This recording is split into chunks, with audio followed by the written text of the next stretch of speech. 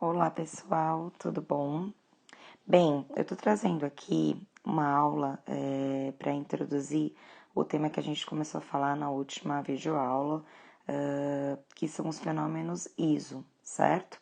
Os isóbaros, isótopos e isótonos. Bom, primeiro nós temos que saber alguns conceitos,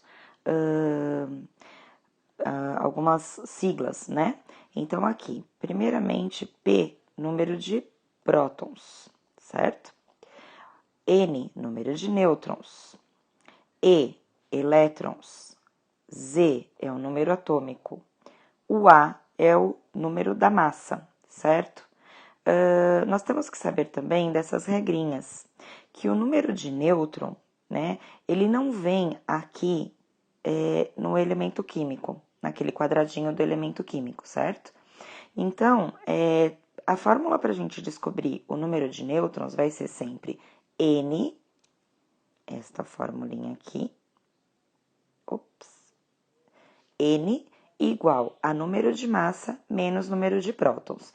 Aí eu consigo descobrir o número de nêutrons que não está disponível aqui no quadradinho da tabela periódica, tá? E eu também tenho que saber que o número da massa atômica, a regrinha para a gente saber o número da massa atômica, quando nós não tivermos essa massa, vai ser essa aqui, ó. Número da massa atômica é igual a prótons mais nêutrons. E aí eu consigo saber o número da massa, tá? Então, eu trouxe uma tabela aqui para vocês verem o que acontece.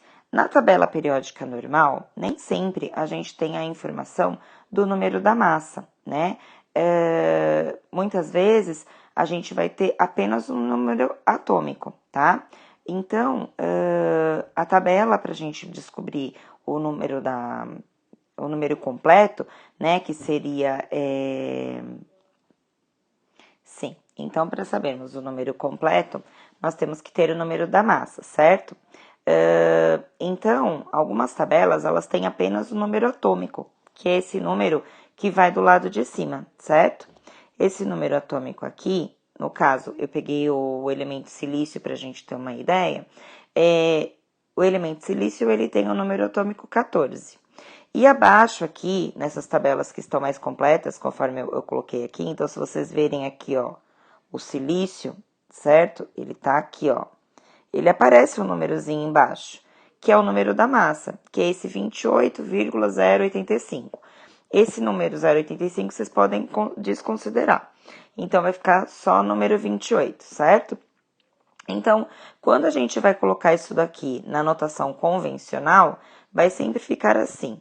Acima, o número 28, que é o número de massa, que é a mesma coisa que o Z, certo? E abaixo é o número de prótons, que está aqui, certo? Que é o número que a gente vê maior, vai nas tabelas convencionais, nas tabelas periódicas convencionais. Tudo bem? Ok. Então, vamos falar um pouco do fenômeno ISO, tá? Que são os isótopos, isóbaros e isótonos, certo? Eu coloquei as letras diferentes e maiores aqui para vocês identificarem.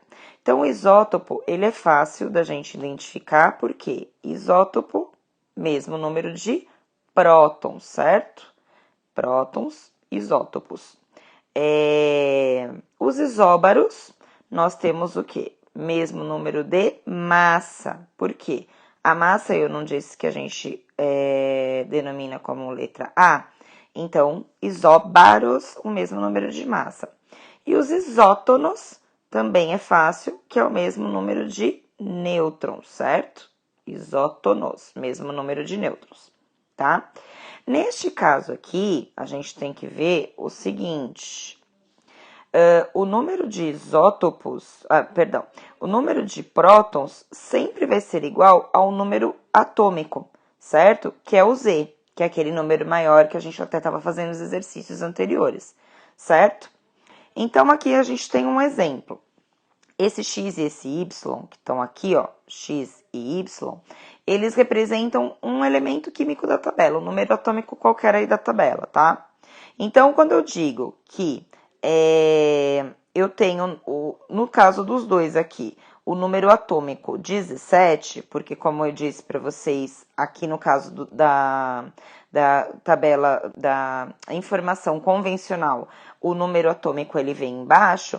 Então, se eu tenho aqui 17 no X e 17 no Y, eu digo que esses dois elementos são vamos lá, isótopos, certo? Pois eles têm o mesmo número atômico, ou seja, mesmo número de prótons, certo? Tá, os isóbaros, tá? Os isóbaros é o mesmo número de massa, e a massa vai aqui na parte de cima, certo? Então, se eu tenho um elemento químico A, que é 50, o número de massa, e o B também número 50, então eu digo que esses aqui são isóbaros entre si, ok? E aí, os nêutrons, essa informação aqui, nós não temos na tabela periódica, certo? Essa informação nós temos que calcular. Então, no caso, eu tenho um elemento químico aqui, certo? O elemento químico E e o elemento químico F. A formulinha para eu saber qual é o número de nêutrons, conforme eu tinha dito aqui nessa anterior, eu não falei que para eu saber a formulinha para eu saber o número de nêutrons eu tinha que fazer N é igual a menos P? Então, eu vou fazer aqui, que é a massa menos os prótons, certo? Então, eu fazendo aqui número de massa, que é o 47, menos número de prótons, que é o 27, eu vou ter o número de nêutrons no E igual a 20. E aqui no F também. Número de massa igual a 49. Número de prótons igual a 29. 49 menos 29 igual a 20. Então, aqui eu vejo que esses dois elementos são isótonos, certo? Opa, vamos lá, voltar. Certo? Então, assim, toda vez que a gente vê em algum problema falando, o elemento A e B é isótopo entre si, ele tem o mesmo número de prótons, ou seja, mesmo número atômico. B e C são isóbaros entre si, mesmo número de massa. Então, se em um deles eu não tiver o número de massa e no outro tiver, é só eu copiar, porque eu sei que eles são isóbaros, mesmo número de massa.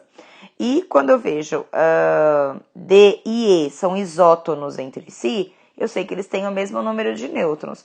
Em alguns casos, a gente tem o número de nêutrons em um elemento e no outro não. Então, eu vou copiar. Se eu não tiver o número de nêutrons e conseguir ter o número da massa e o número de prótons, certo? Eu vou fazer essa formulinha aqui para eu poder ter o número dos nêutrons, que não é disponibilizado lá na tabela periódica, certo?